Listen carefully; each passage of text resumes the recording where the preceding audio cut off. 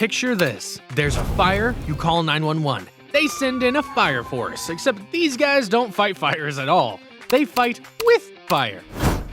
It's complicated, allow me to explain. What's up, anime weebs and manga readers? We're back again with another anime deep dive video, this time into the grimy and grungy world of Fire Force.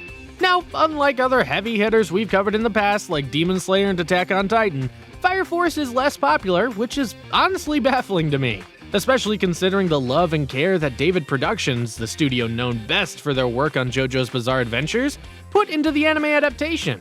Fire Force has excellent art, animation, and especially sound design. Hot take here, but I don't think there's any anime out there with better sound design than Fire Force. Feel free to prove me wrong in the comment section down below, as I will be checking them out as always. The highs, the lows, the mids, and that freaking bass. You know the one I'm talking about. You hear every punch, every kick, and every burst of power is accompanied by a subtle, yet satisfying bass drop, and ooh, it's therapeutic. As we all know though, there's more to a good anime than great production. We've seen high-budget stinkers, looking at you, God Eater, as well as modest-budget productions with a lot of heart poured into it. It's less about the budget and more about the content. So what exactly is Fire Force and why is it worth getting into? Let's get right into it. Fire Force takes place on a version of Earth where a phenomenon known as spontaneous human combustion has become the leading cause of death. And yeah, that is exactly what it sounds like. Human beings combust spontaneously. It can happen to anyone at random, regardless of race or age or gender. One moment, you could be sitting in your house, having a nice hot meal, and the next, you are the nice hot meal. Except it doesn't end there. As your body burns, you remain alive, but changed. The pain drives you mad, and you become what is known as an infernal, and you begin to wreck everything until someone puts you down. So, yeah, it's a pretty bad way to go. That's where the Fire Force comes in. You see, in this version of reality, there's a special branch of firefighters assigned specifically to deal with infernals and purify their souls. Yeah, you heard right. The Special Fire Force is more than just a militia or an aggressive unit. It's also a religious sect. There are trained clerics assigned to each branch whose duty is to pray for and purify the souls of infernals, allowing them to pass on peacefully. Usually, the personnel assigned to the different branches of the Fire Force have abilities of their own. I'll explain. The anime is set about 198 years after the first incidence of spontaneous human combustion was observed, so they had enough time to develop a pretty good system to take down infernals. Over time though, the nature of infernals began to change. Some children were born with the inherent ability to manipulate fire. These were called second-generation infernals. Eventually, the alteration continued, and after a few more years, some children were born with the ability to generate their own flame. These were called third-generation infernals. At some point, the people in the Fire Force decided it was a genius idea to fight fire with fire. And so, they began incorporating second and third gen infernals into their ranks. And to give credit where credit's due, it actually worked. This brings me to another strong point of Fire Force, the power system.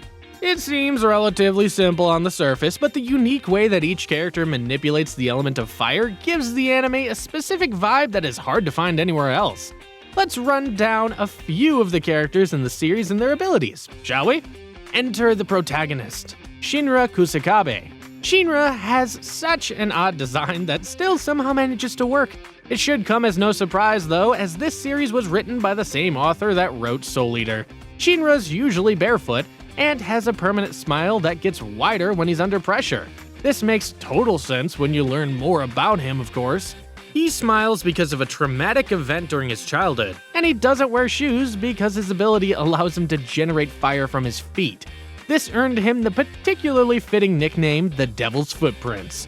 The series follows Shinra as he enlists in Branch 8 of the Special Fire Force and tracks down his little brother who was abducted by a mysterious man known only as Evangelist. Other members of his company include the Captain of the Guard, Akitaru Obi, who is not an infernal at all but possesses insane strength, having been shown to rip through metal chains once and prevent stingers from piercing his body. Makioze, a second-gen pyrokinetic known as Witch, has immense physical ability in addition to her fire powers. She can control a pair of metallic contraptions called Iron Owls once she infuses them with flames under her control. Then there's Arthur Boyle, a 3rd-gen pyrokinetic who projects his flame into a lightsaber-type sword that slices almost anything on contact. And Tamaki Kotatsu, whose powers manifest as twin tails and cat ears for some reason.